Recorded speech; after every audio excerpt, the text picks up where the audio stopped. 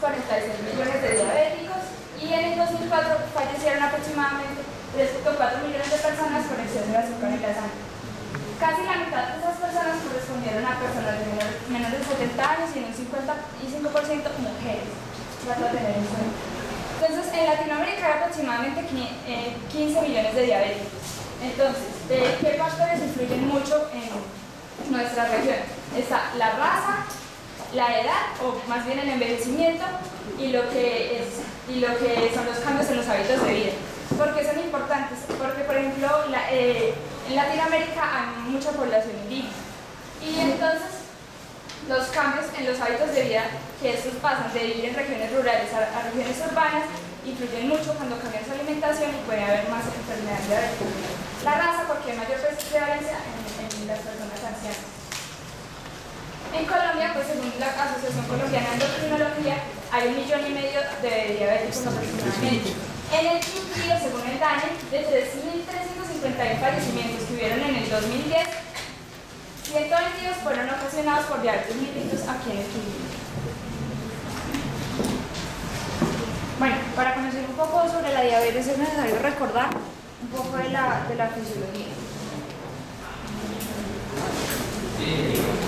Bueno, entonces el páncreas es importante porque se encarga de secretar dos hormonas esenciales para el metabolismo de hidratos de carbono, lípidos y proteínas, ¿sí? Que son el glucagón y la insulina. Bueno, el páncreas es un órgano retroperitoneal de carácter mixto. ¿Qué quiere decir mixto? Que es tanto endocrino como exocrino. En el páncreas encontramos dos tipos de tejidos, los islotes de Langerhans y los acinos. En este momento nos vamos a enfocar sobre los islotes porque son los que están más relacionados con la diabetes.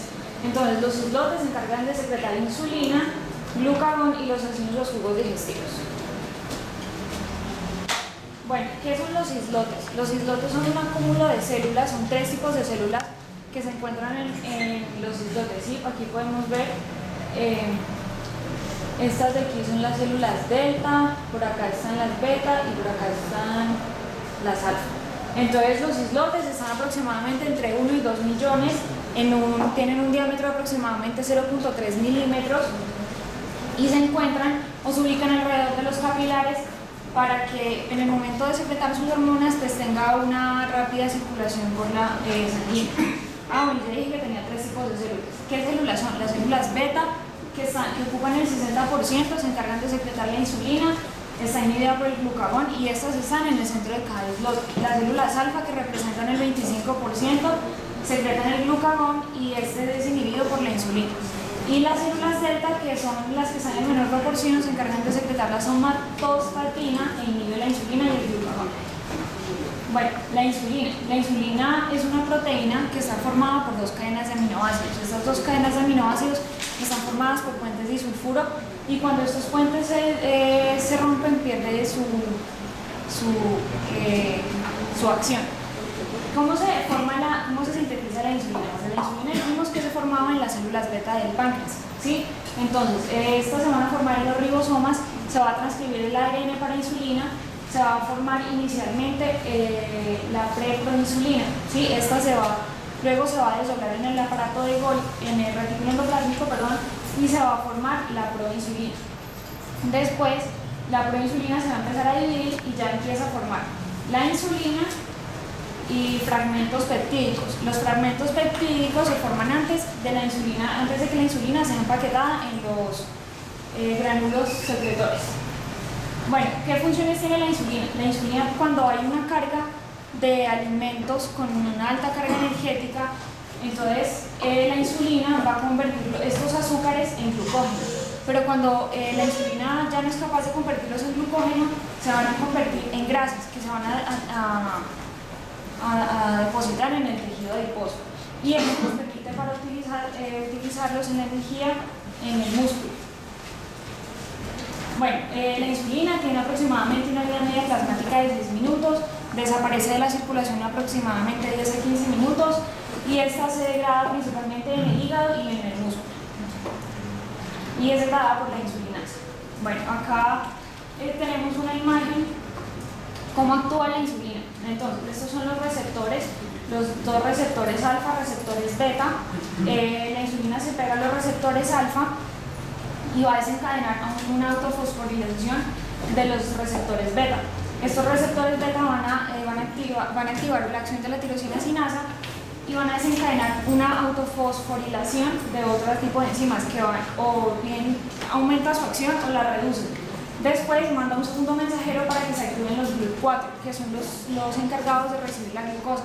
Entonces, ¿qué pasa? Los GLUT4 van a salir a la membrana y pues los receptores se ponen acá. Entonces llega la glucosa, se deposita en nuestros receptores, la membrana se invagina, el GLUT4 entra al interior de la célula y pueden iniciar dos procesos, o empieza la síntesis lipídica o la síntesis de glucógeno. Esto depende de la cantidad de glucosa que se encuentre en la sangre.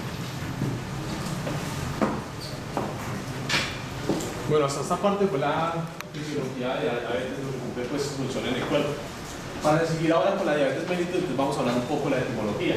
La palabra diabetes viene de la palabra griega que significa paso y se refiere simplemente al fenómeno de la poliuria, pero excluye la hiperglicemia y tampoco hay glicosuria. Entonces, ¿qué se hizo? Se le agregó a este término de diabetes otro término. Entonces, se le agregó el término mellitus para la que tiene como una hiperglicemia y una glicosuria. También se le conoce como sacarina. Hay otra diabetes que es la insípida.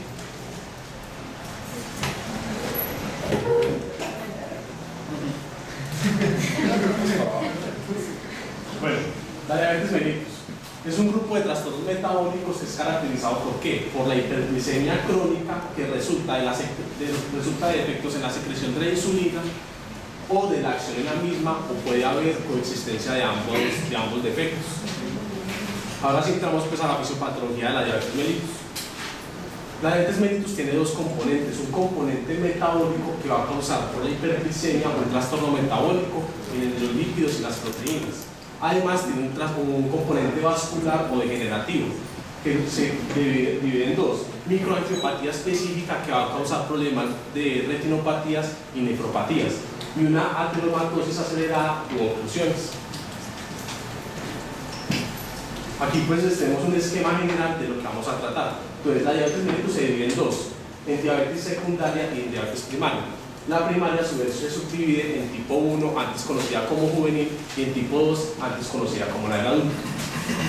La diabetes secundaria, ¿qué es lo que sucede? Es un producto de unas enfermedades subyacentes, como cuáles está el aumento de hormonas antagonistas de la insulina, como el glucagón, la destrucción de los islotes pancreáticos y la iatrogenia. En estas fotos podemos ver en la parte de arriba la infiltración linfocitaria en las islotes de Langerhans. En la parte de abajo vemos un islote normal. Ya entrando a la diabetes secundaria primaria, hay dos tipos también. La tipo 1 llamada juvenil, ¿por qué se da? Por un defecto absoluto en la insulina. El paciente se conocía antes como un paciente insulinodependiente y normalmente ustedes pueden hacer la historia familiar y es posible que la madre, el padre, los hermanos no presenten diabetes, pero este paciente sí la va a presentar. La etiología es un proceso autoinmune crónico mediado por linfocitos CD8. Entonces acá tenemos, ¿cuál es la causa? Es un proceso autoinmune. ¿Cuál es el desarrollo? Es mediado por los linfocitos T CD8 que van a entrar en los islotes de Langerhans y van a causar una insulinitis. ¿Por qué? Porque ellos van a reconocer la insulina y un antígeno que se manifiesta en esas células de los islotes de Langerhans las van a reconocer como algo negativo pues, para el cuerpo. Entonces van a atacar las células de Langerhans liberando factores de necrosis tumoral, interferón gamma, interleucina 1 que va a empezar a dañar los islotes. La tipo 2 antes conocida como el adulto. ¿Qué sucede? En este tipo de diabetes hay niveles normales o elevados de insulina, pero la respuesta de las células a este tipo de insulina no va a ser la esperada, como expresaba pues ahora en la fisiología. ¿Qué sucede? Tiene tres etiologías. La primera es una alteración en la secreción de insulina. La segunda es que hay una resistencia periférica en las células a la insulina que se está secretando. Y lo tercero es que hay un exceso en la glucosa hepática que se está produciendo. Entonces vamos a empezar a desglosar cada uno. Los factores predisponentes son los mismos para la diabetes tipo 2. Entonces hay susceptibilidad genética. En esta sí es normal que usted le pregunte a la familia y el padre, la madre o el hermano presenten diabetes. que son pacientes que normalmente son obesos. Y los factores ambientales como estilos de vida sedentarios y hábitos dietéticos también predisponen para este tipo de diabetes.